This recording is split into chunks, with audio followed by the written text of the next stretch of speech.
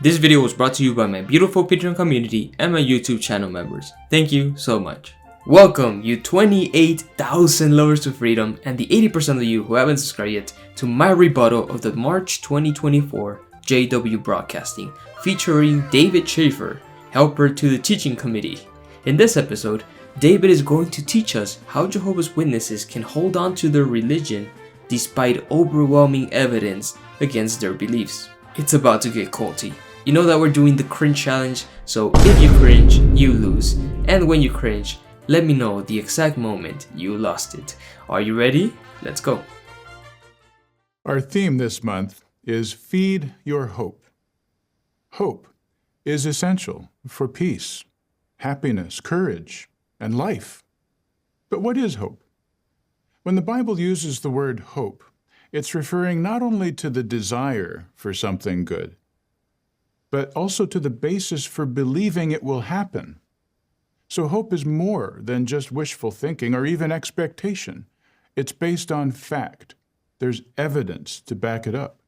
And I actually agree with you, David. If we are going to base our entire life around a particular religion, it is best to first prove that the religion is credible and not just wishful thinking. Otherwise, we run the risk of spending our one life devoting ourselves to something which is not real. So, what evidence are you going to provide that shows that Jehovah's Witnesses have the one true religion? Thus, true hope can come only from the one who has the power to fulfill whatever he promises, Jehovah God. Jehovah provides hope in abundance. So did you notice what feeds hope? Our endurance and the comfort from the scriptures. Yeah, those two things might give you hope, but they don't prove that your religion is true. David, come on, you promised us evidence. Don't leave us hanging. When we're facing challenges that threaten our hope, we should ask Jehovah for guidance by means of His Holy Spirit. And then, with the help of the publications of the Faithful and Discreet Slave, we should meditate carefully on how the scriptures are being fulfilled. Yep, because you need the publications of the Faithful and Discreet Slave to interpret the Bible for you. Because if you just read the Bible on your own without the influence of doomsday prophets, you would have no good reason to believe that we are living in the last days. It can be difficult to find time for this in these hectic days. There are so many claims on our attention, so many things to know and do. But what you take into your mind is vital to keeping your hope alive. For a Jehovah's Witness to keep their hope alive, it is vital that they stay as busy as possible in the religion. That's why Watchtower emphasizes the constant need to be at the meetings or out in service, because when a member slows down in any of these activities, he is more likely to snap out of his indoctrination. That's what happened with so many XJWs during COVID. Having Zoom meetings at home gave them a lot of time to think, and it helped them not be indoctrinated as much, and it ended up with a lot of people, including myself, leaving the religion. So Watchtower must keep JWs constantly busy, remember, in the hamster wheel, to keep them indoctrinated. And they also rely on a constant barrage of fear-mongering to keep them under their control, as you will see in a bit here. The humanitarian crises facing mankind today could make any one of us feel anxious. Experts in fields of technology, finance, and government have found it necessary to coin new words to convey the gravity of the situation. In 2023, the word polycrisis began to soar in usage. A polycrisis refers to many global threats happening at the same time. The overlapping of health emergencies, climate change wars, forced migrations, natural disasters, and economic collapse, all happening simultaneously. David, all of these things have always happened simultaneously. It just seems different today because we have the internet, so we're aware of everything that's happening at the same time. But there's really nothing that the Bible describes that only applies to our generation. A polycrisis could throw a person off balance spiritually. But as students of Jesus' sign of the last days, we have fully anticipated that there would be many serious problems facing mankind at the same time and on an unprecedented scale. But isn't it interesting that the world itself has seen fit to come up with an expression that adequately matches what we are going through? Whether they realize it or not, they're acknowledging that Jesus' words are being fulfilled. No, they're not. Stop putting words into people's mouths, David. Understanding how the scriptures apply and how they're fulfilled builds our faith. The stronger our faith is, the stronger our hope will be, because faith is the assured expectation of what is hoped for. Again, the fact that you're absolutely convinced of your beliefs does not make your beliefs true. Our hope has to be so real to us that we can see ourselves in the new world, no longer battling illness and depression, but waking up each day with better hearing, better vision, better looks, better outlooks, no longer mourning the death of those we love, but rather experiencing the thrill of seeing them come back to life. So this is the second way JWs keep their faith alive. They are constantly told to imagine themselves in paradise, this perfect utopia without sickness, violence, or death. They have countless songs and cartoons that try to imagine what life in this perfect utopia will be like. The more indoctrinated and busy a JW is, the less time he will have to ponder on his beliefs and realize how nonsensical the idea of paradise actually is. What's the longest lifespan you've ever heard of? What's the greatest number you can think of? Now combine the two concepts. Living for, well, we could attempt to explain googleplexes of galactic millenniums, but the fact is, no matter how great a period of time you can possibly fathom, Jehovah promises us life that cannot be defined by any number because it never stops. That's what the Bible means by its many references to everlasting life. Yeah, about eternal life, it's just not that attractive anymore. Call me cynical if you want, guys, but I think what makes life precious is the fact that it's gonna end one day. It's temporary. Knowing that my life will one day be over keeps me motivated to live every day as fully as possible. Now, would I like to live longer than 80 years? Of course I would. I think 80 years is very little time to do everything you want to do in this world. But would I like to live forever? Hell no. That sounds awful. There's only a finite amount of things you could possibly learn. Only so many places you could visit, or animals you can learn about, or hobbies you could master. Eventually, you would run out of things to do, and you would just keep living forever and ever and ever and ever under the watchful eye of a galactic dictator, forced to worship him forever, and it would just never end. It never stops. This is how things are now. You and me trapped in this moment endlessly. So no thanks. Immortality is not appealing at all. What kind of knowledge would you like to acquire that is currently out of reach because of our limited lifespan? What will it be like to build on the knowledge of hundreds of generations? You can already do that, David, by going to school. Why are you fantasizing about learning stuff when you are so quick to dismiss the scientific knowledge we have today? Are you gonna keep denying evolution through natural selection when you're in paradise too? Picture whom you will meet in the resurrection. Yes, we think of family members and faithful ones of old, but consider what it will be like to understand how you are related to every person on this planet all the way back to the beginning. Imagine all intelligent creation in heaven and on earth united as one happy family praising Jehovah. Is this just wishful thinking? Yes. Happy thoughts? Yes. A dream? Yep. No. This is hope. It's meditation on the promise of God who cannot lie, meditation on what he has done to fulfill his promise, providing the ransom and establishing a heavenly kingdom that will bring mankind back to perfection. The ransom and the establishment of a heavenly kingdom are things which we cannot verify, and the Bible contains quite a few examples of failed prophecies, especially in the book of Daniel and Ezekiel. So what reason do we have to trust anything it says? David, I'm still waiting for proof that your religion is true. When is that proof coming? Meditation on Jehovah's personality, a personality revealed in his creative works, in the scriptures, and mirrored perfectly by his only begotten Son, a personality we know, not only through deep study, but also through our own experience.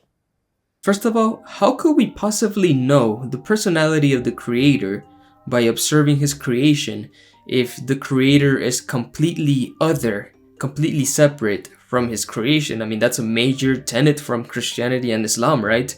That the Creator is nothing like his creation, so how could we possibly learn about him by observing what he does? Second, the God of the Bible at times displays a very displeasing personality, unpredictable even. And third, if Jesus perfectly reflects the personality of God, then it's not the God of the Old Testament, because the vengeful, devote everything to destruction Yahweh is completely different from the turn the other cheek, love your neighbor Jesus of the Gospels. They're two completely different gods.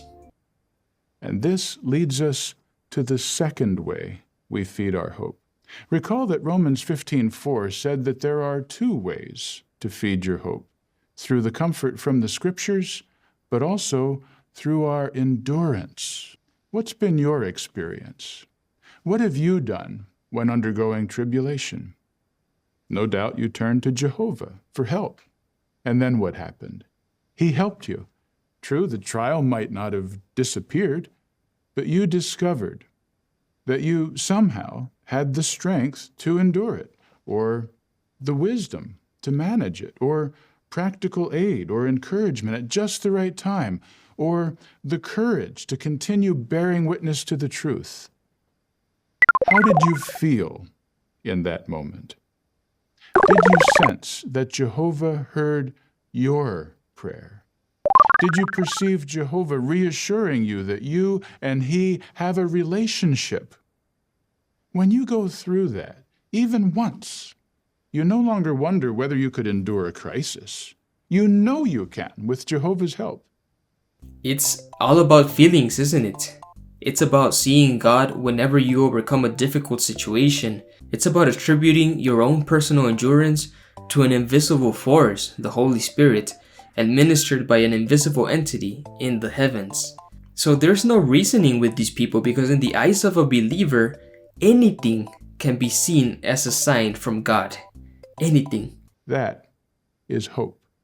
Not simply a desire for something good, but the basis for believing it will happen. Many of our dear brothers and sisters have built up a lifetime of such experiences. That's why their hope hasn't weakened, despite waiting for the new world for decades. To the contrary, their hope has been strengthened through experience. They know firsthand what Romans 5:3-5 is talking about, and likely you do as well. Thank God for hope. Nah, David, let me tell you exactly why these old-timers are still believers despite the overwhelming evidence to the contrary. It's because of the sunk cost fallacy. The fallacy goes like this. The more time and energy you invest into a set of beliefs, the harder it is to accept that you were wrong. So if a young person leaves the religion, he only has to accept that he dedicated his childhood to a lie, which it's tough, but it's doable. But it's much more difficult for an older person to admit that he has been conned, because if he admits it, he also has to acknowledge that he dedicated his one precious life to a lie. And that's incredibly difficult. So most older JWs simply do not want to go through the trouble of dismantling their belief system so late in life. And they would never wake up from this religion even after they personally witnessed the failed prophecies themselves.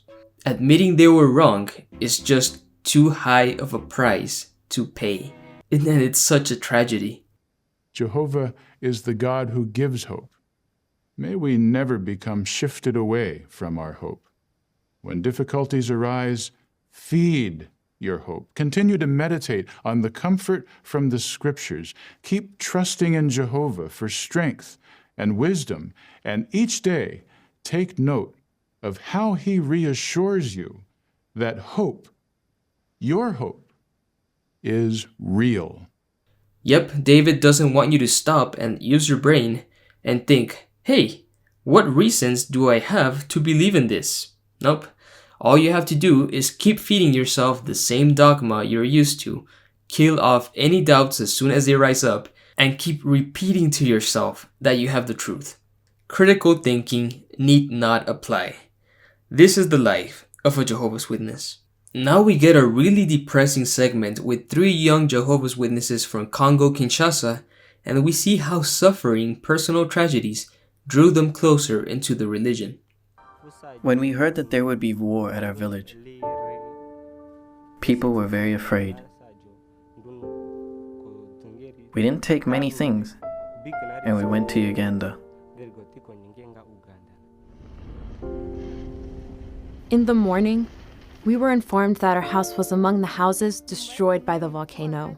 A few moments later. Even though I had difficult circumstances in my life, I cannot give up. I will serve Jehovah for all my life. Now I'm feeling very well. I am very happy to be in Jehovah's organization. I am determined to serve Jehovah all my days and to keep my integrity. I decided to show Jehovah the same love and happiness shown to me. Now I am a regular pioneer. Now I'm an auxiliary pioneer. Now I am a regular pioneer and a ministerial servant in our congregation. I also work as a remote volunteer for Bethel.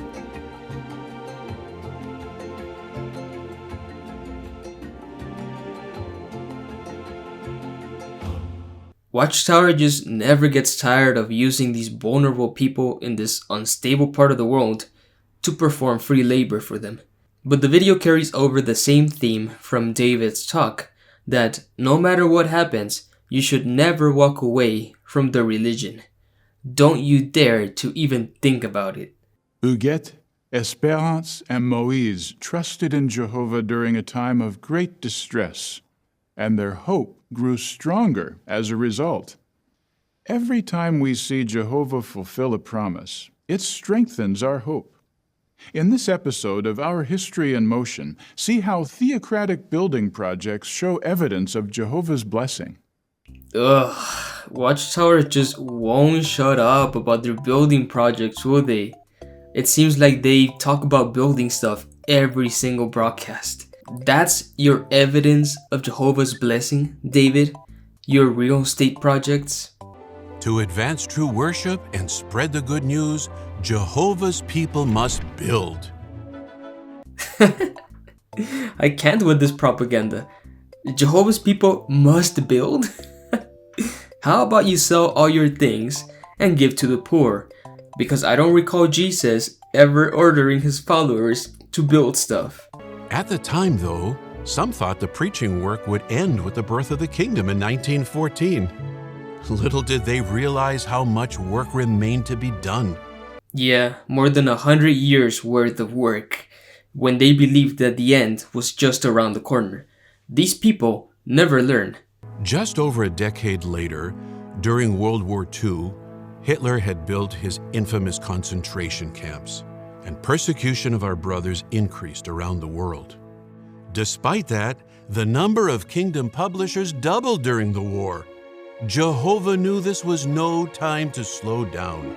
The fact that this religion experienced a massive growth spur during and after a horrific war just goes to show what kind of people are being converted.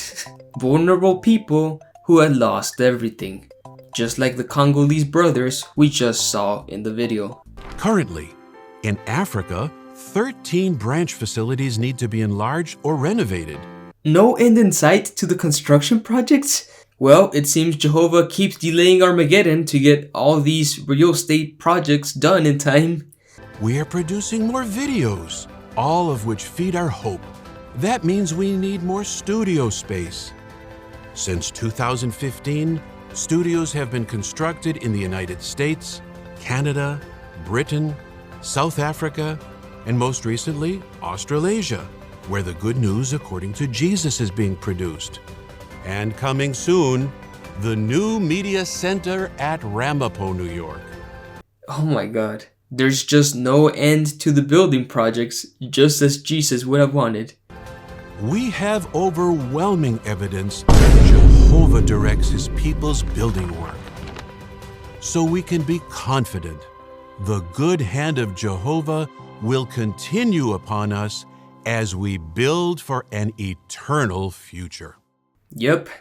Overwhelming evidence that Jehovah's Witnesses are the one true religion. Sign me up.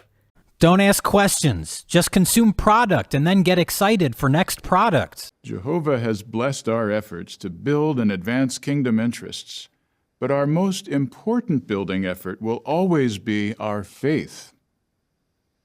Have you ever wondered if you could endure a severe trial, such as persecution? Please listen as Brother Mark Sanderson of the governing body explains how we can receive peace in any situation. I'm gonna spare you most of the following talk because it's just 10 minutes of persecution porn.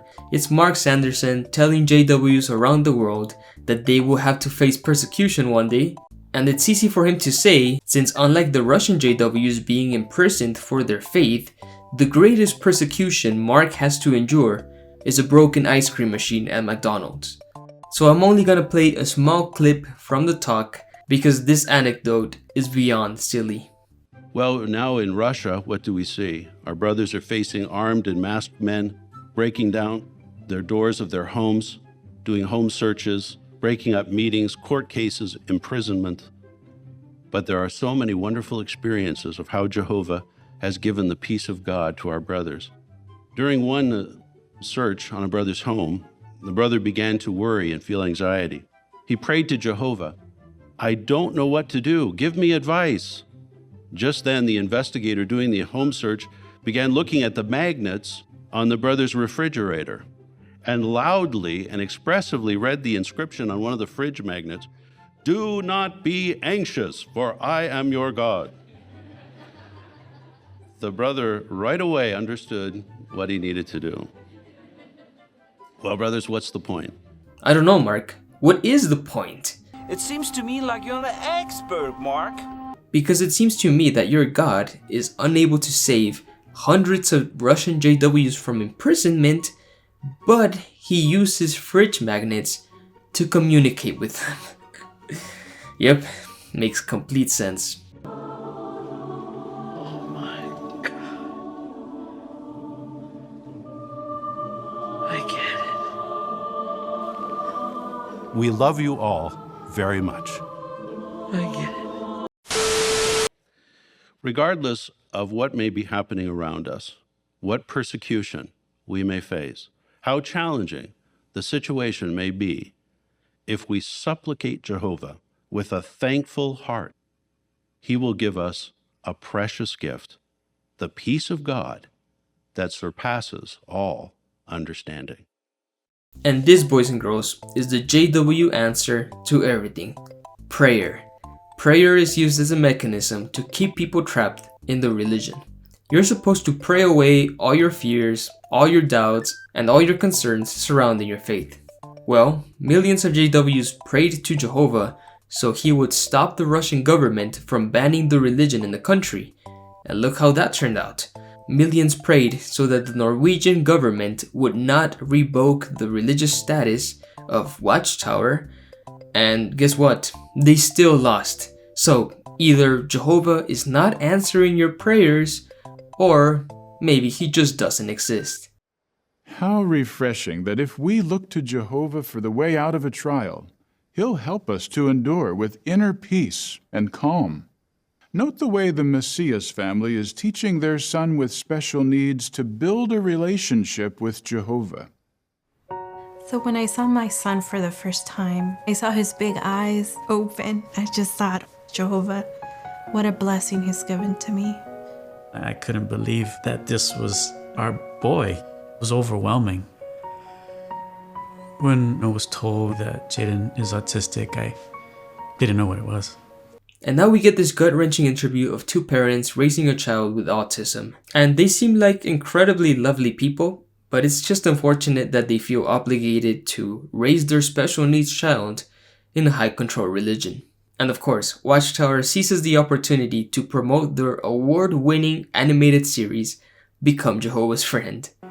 And with Jaden, reading words, writing words is not really the thing that's going to cement anything into his heart or brain. So most of it is going to be drawn or like acted out. Thank goodness we have so much video content now. And he loves the Sophia and Caleb videos. When that came, we were just so grateful to Jehovah because it really felt like it was made for us.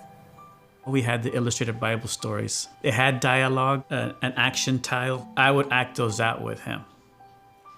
When we prepare for assembly, we sing the songs throughout the whole program so that he feels that he has an idea of what's coming. So he knows that we have to share our faith. He knows that others don't have our hope. Our ministry is part of our life, so that means we're publishers to get that done. So we help him to get to that place. He's going to talk about his faith. He's going to share it the way he can. He wants to get baptized. Yeah, I think that, when we make it to the new world, he's going to know everything that's been done to get us there and to be there as a family. Put the water in there. Nice. Nice pour, sir. So many. So many animals. So many. I love you. Yes, I love. Yeah. So proud of you. Thanks, Mom. I think of us being over a hill for some reason, and think of him being between us, because that's always kind of the dynamic. Him holding us and saying, we did it. We did it together. Jehovah's giving us the best gift, which is our son Jaden. And this, boys and girls, is how you keep people indoctrinated, by constantly feeding them with the idea of a paradise earth, free of disease. If these parents were to wake up one day, they would have to accept that their child will always have autism, that there is no alternate reality where Jaden doesn't have autism. I know it's super sad, but instead of just accepting reality, they have to live in this constant fantasy where they imagine themselves holding a child that is not Jaden. They have to hold on to their hope because accepting otherwise is just too high of a price to pay. You'll be glad to know that shortly after this video was filmed, Jaden symbolized his dedication by water baptism. What? This is just mind-boggling. We've seen throughout the video that Jaden has a very severe form of autism, so why would he be allowed to get baptized? I've also heard of brothers with Down syndrome being baptized in the past, which is something I never understood, because look, these individuals are capable of amazing things, and I mean no disrespect by this, but I just don't think they're capable of understanding the level of commitment they are undertaking here. So wouldn't God understand the limitations of these people and spare their life if they don't get baptized? And what happens if they sin? Are they gonna get disfellowshipped and shunned by their families? It all seems super unethical. It's like signing up a special needs person into a multi-level marketing scheme. But it actually gets worse, believe me. Have you ever had a doubt that weakened your faith?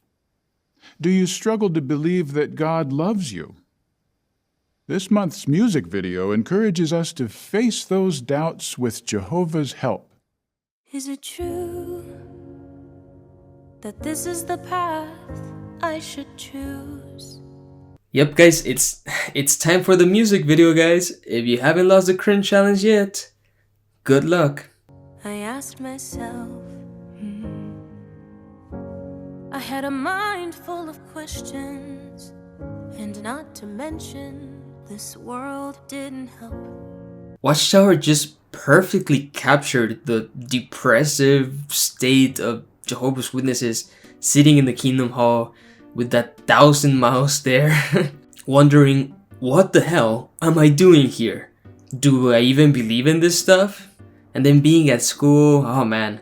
In case you don't know, Jehovah's Witnesses are really against higher education, and they try to discourage their members from going to college. They also believe evolution is a hoax created by the devil, instead of, the foundational theory of modern biology.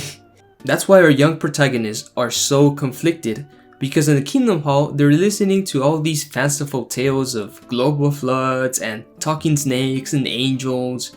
They're being told to renounce higher education and choose to serve as unpaid volunteers instead. And then they go to school and they start learning things that disprove their religion, and they're being encouraged to apply critical thinking and to pursue higher education. So these two young people are trying to maintain contradicting worldviews, and this causes, naturally, a lot of cognitive dissonance.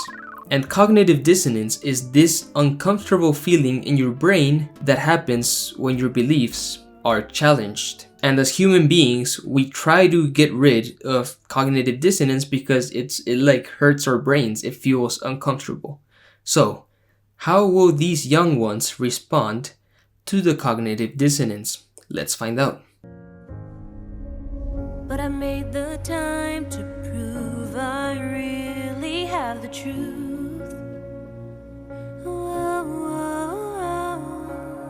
When I have to deal with what distorts my view, this is what I do.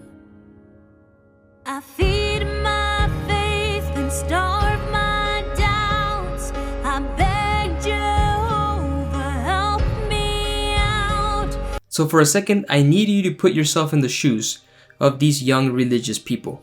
You are having doubts about your religion because of things you learn at school. So you're experiencing cognitive dissonance. It hurts, it sucks. So you have two ways to deal with the dissonance. Option 1, you could address your doubts by doing more research to find out if the claims of your religion line up with the evidence. But the thing is, if these young JWs take that path, they will soon find out that their religion is not true. They will learn how evolution actually works, and that most early biblical stories did not literally happen. This would in turn challenge their very fundamentalist view of the Bible and cause them to realize that their beliefs are unfounded. But this being a Watchtower propaganda piece, they do not take that option. They opt for option number 2 to reduce cognitive dissonance, which is to crush their doubts. Keep re-indoctrinating yourself with religious material until you feel a little more at peace. This is done through what we call a thought-stopping technique, which is a mechanism in which a cult member repeats a mantra or ritual in order to dismiss their doubts. Here's a short excerpt from Stephen Hassan, an expert in religious cults, to talk a bit more about thought-stopping techniques. Thought-stopping on the authoritarian destructive end is a technique, and it's many different techniques. So it could be, in the Moonies, we were taught to chant internally, crush Satan, glory to heaven, peace on earth, sing a holy song, do an audible prayer to tell, to kick Satan and evil spirits out, etc.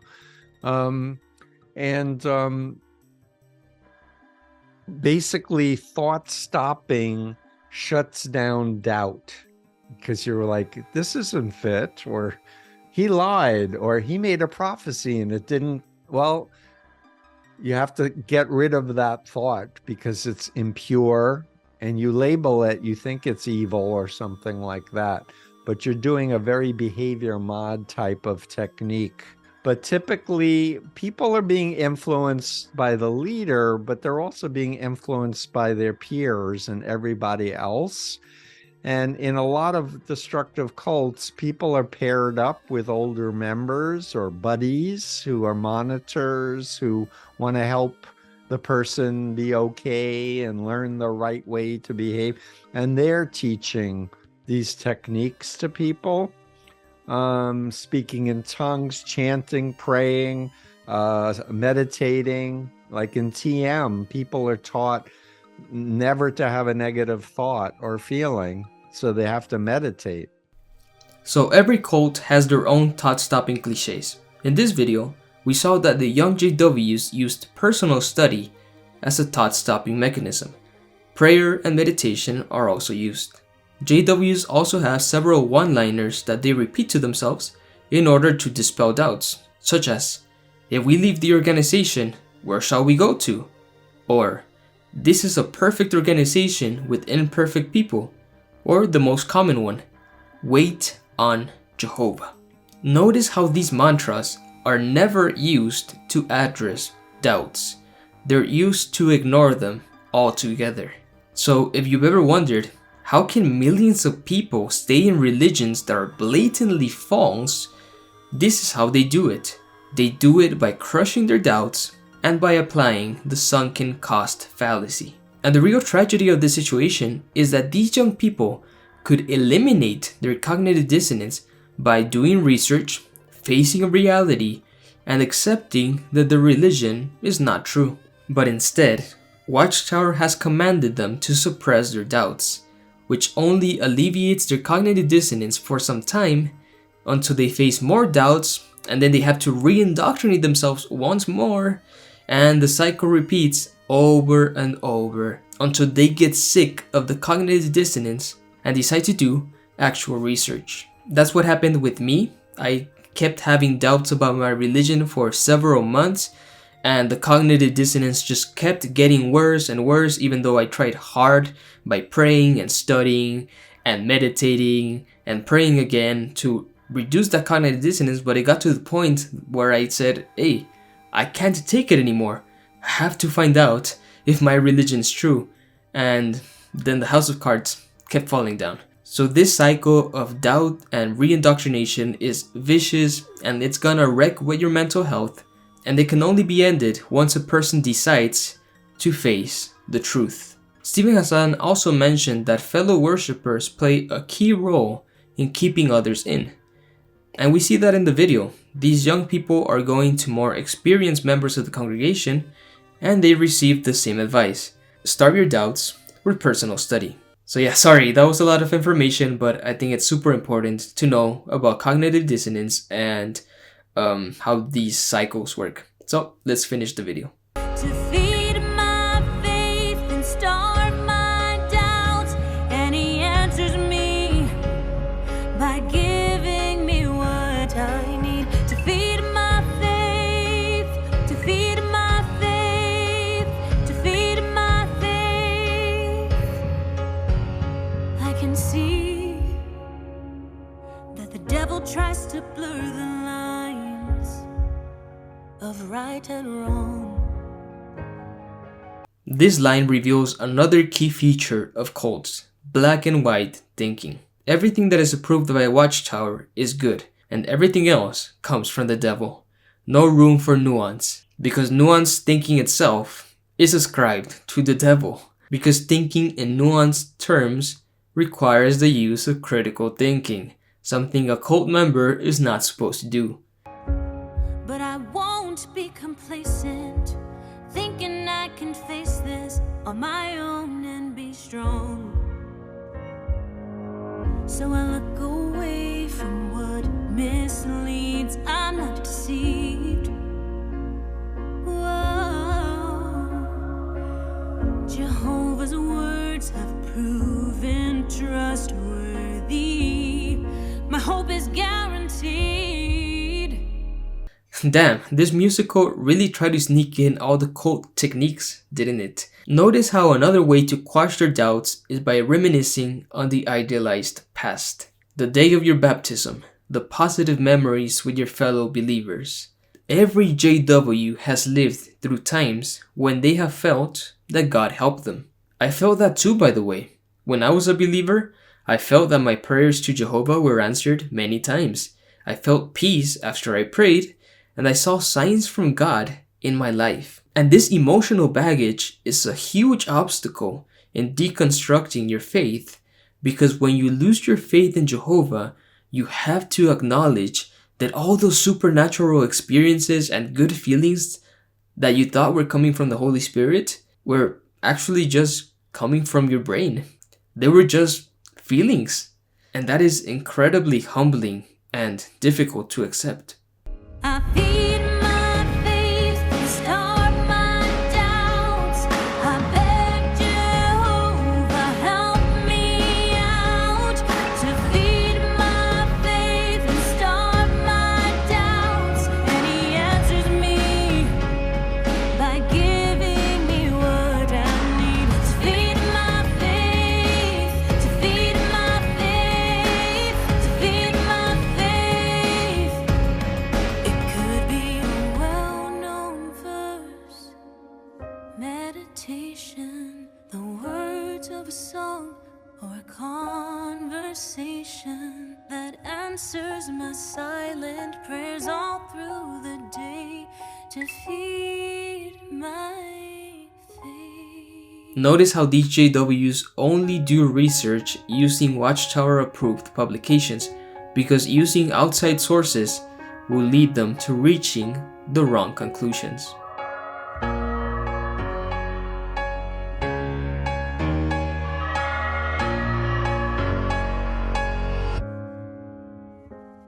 I feed my faith and starve my doubts.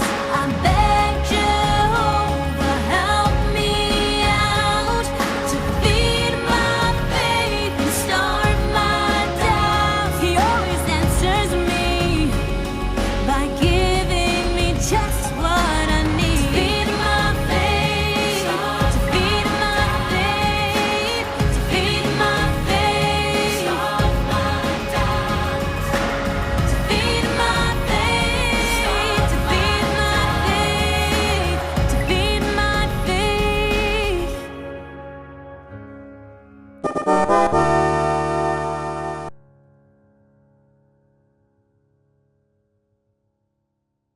19 times we were reminded to feed our faith and starve our doubts. 19 times. Not to do research and get to the truth, not to rely on evidence to shape your worldview. Nope. If you want to sustain your faith, you must suppress your doubts by re-indoctrinating yourself and by putting on nostalgia goggles. This is by far the cultiest music video we've ever covered, and that is saying something. And the video goes full circle because at the end, these JWs who are now grown up are sharing their own thought-stopping techniques with the young ones. It truly is a vicious cycle. But fortunately, it's a cycle that is being broken, because the new generations of JWs have access to so much information that debunks their religion that is just impossible to avoid.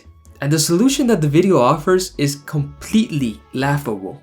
If you noticed, this girl uses the fine-tuning argument to solidify her faith in Jehovah. In case you're not familiar, fine-tuning is an argument that claims that the earth is just at the right distance from the sun, that it tilts at the perfect angle. It's basically a way to argue that this earth is so perfect that it must have been created. So for argument's sake, let's say that the fine-tuning argument absolutely proves the existence of God.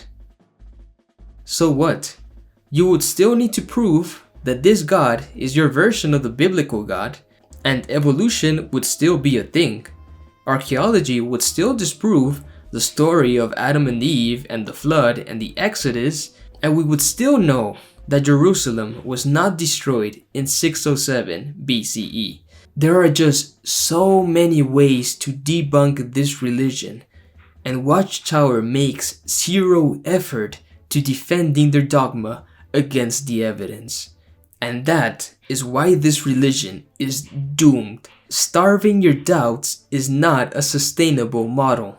It might have worked for our parents, but not for us. The new generations are less willing to blindly accept this religious nonsense because we have just become better and better at calling out BS.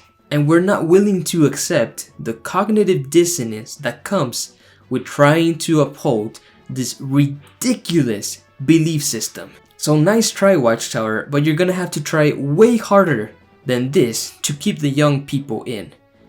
I have received so many comments lately from young JWs who have woken up, who have seen through the BS, and they are ready to leave the religion as soon as they're able. Good for them. We are destroying the cursed cycle of indoctrination that was inflicted upon our parents, and for that, I'm incredibly grateful. Jehovah always gives us just what we need.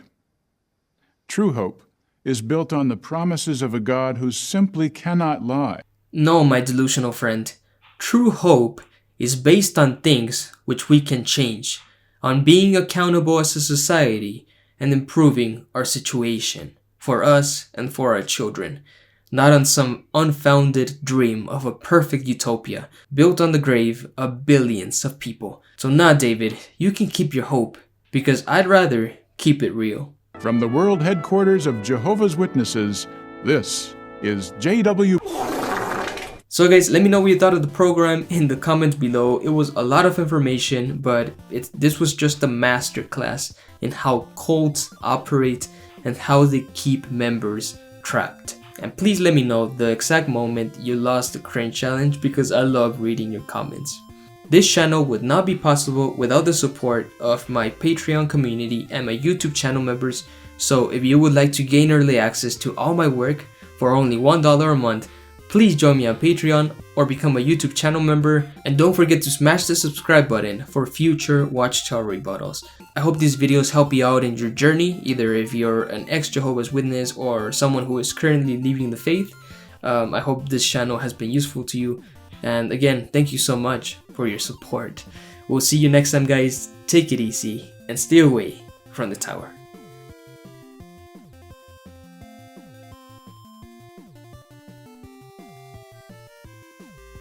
When you start to get confused because of thoughts in your head, don't feel those feelings. Hold them in instead. Turn it off like a light switch. Just go click. It's a cool little JW trick. Bah.